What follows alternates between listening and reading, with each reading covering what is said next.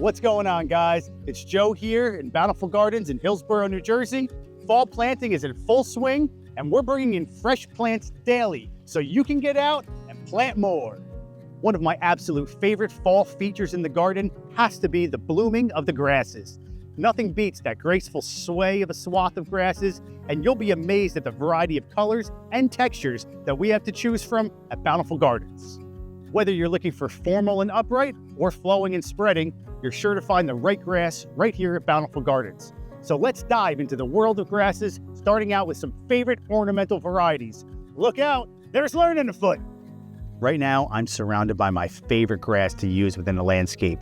This is the Pennisetum family, or fountain grass. There's about 15 named cultivars of fountain grass, and as you can see, we have most of them here at Bountiful Gardens.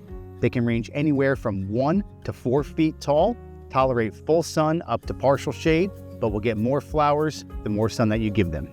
The way that you can identify this grass is by the slender, long foliage that as the season progresses takes on a graceful arching appearance. That's how it gets its name, fountain grass. And then as the summer progresses into fall, each grass gets these bottle brush-like plumes at the top of it that can range in color depending on the variety and also range in bloom time depending on the variety as well. In front of me is Calamagrosis or reedgrass. This is a large family of grasses with over 250 different species in existence, and we have a great selection here at Bountiful Gardens. Reedgrass is a non-invasive grass that stays in a nice tight clump, so you don't have to worry about it spreading throughout the property, and it can even take a moister soil. I personally love to use reed grasses in areas where I'm looking for a soft privacy wall.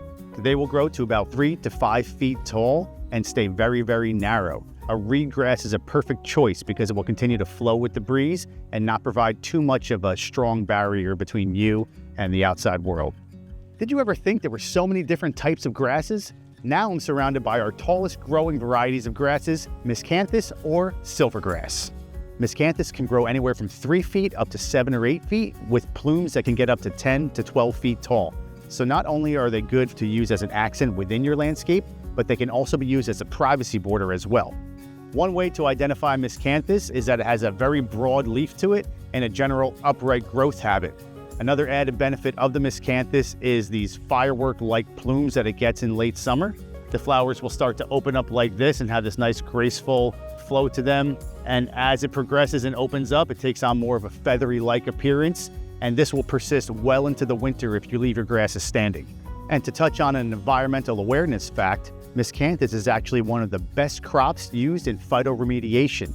So if you've got contaminated soils, you can plant Miscanthus and absorb all the pollutants through its rhizomes and its above ground biomass. So it's an extremely useful plant for that purpose.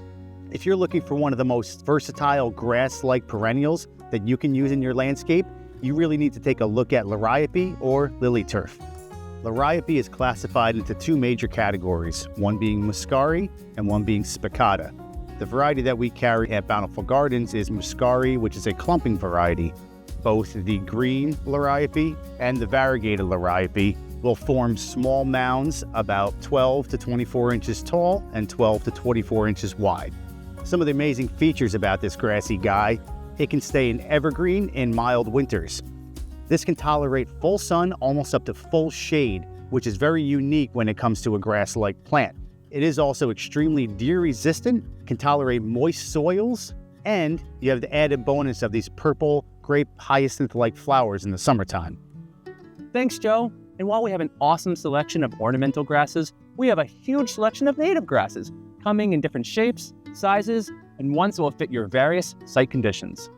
So if you're thinking about planting native, including native grasses in your landscape is super important for a variety of reasons. They hold the soil together very well, preventing soil erosion.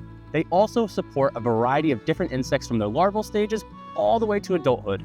And in addition to that, they have beautiful seed heads and a lot of color through fall into winter, giving you interest later in the season when a lot of flowers aren't in bloom.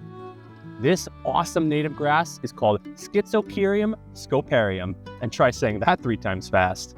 Also known as little bluestem, this grass is great for dry, sunny locations. We have varieties like Amelia here, getting about 18 to 24 inches tall. We also have the traditional standing ovation that gets about 2 to 4 feet tall. We also sell the straight species here, which can get up to 7 feet tall. Here we have one of my favorite native grasses, Panicum virgatum, also known as switchgrass. This plant can send roots as deep as 6 feet into the soil, and sometimes even deeper. It can do well in dry or wet standing soil, so it's a very versatile plant. We have a few different varieties. Niagara Falls, which gets about 4 feet. We have Prairie Sky, which is anywhere from 3 to 5 feet. Behind me, we have Shenandoah, which is about 3 to 4 feet. And we also sell the straight species, which can get to a whopping 10 feet tall. Around me is Andropongon gerardii, also known as Big Bluestem.